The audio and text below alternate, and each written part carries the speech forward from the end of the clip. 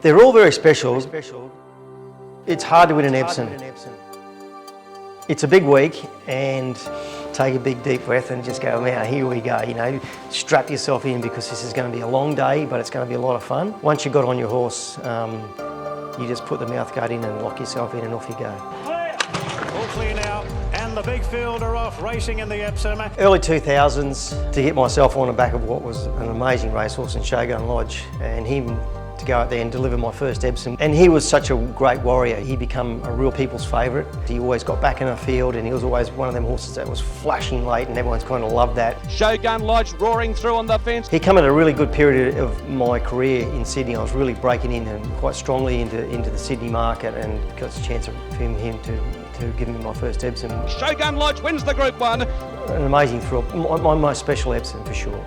And Glen Boss, do you reckon he's happy? Racing to Win had taken all before him that spring, and he was the dominant horse. He got into the Epsom with a lightweight. He was basically expected to win the race, and I remember that day, it wasn't a big field. Boss has got the favourite in a lovely position, Racing to Win. He's starting to edge away from the inside. He had a lovely run throughout the race, and when I topped the rise and asked him to go, he put the race beyond doubt. He beat them very easily. Now on the outside, Racing to Win lays back the ears and stretches the neck and goes after him, and Racing to Win puts the head in front, and Racing to Win goes on to beat Desert Walk. And that particular day, everything went to script, and he was beautiful, and he was perfect on the day, and yeah, he was a wonderful racehorse.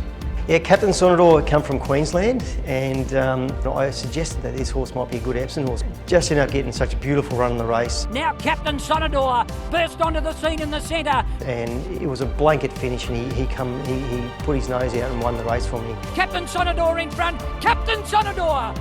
So Captain SONADOR was, a dear horse to me, because I kind of picked him out 6 months early, and I virtually persuaded the owners and the trainer to bring him down for an Epsom, which is no easy feat.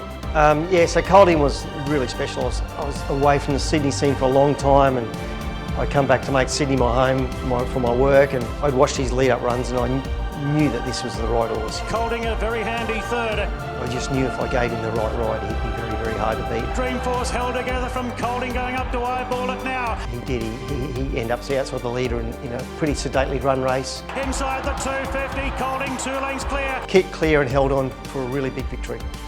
And Colding wins the Epsom.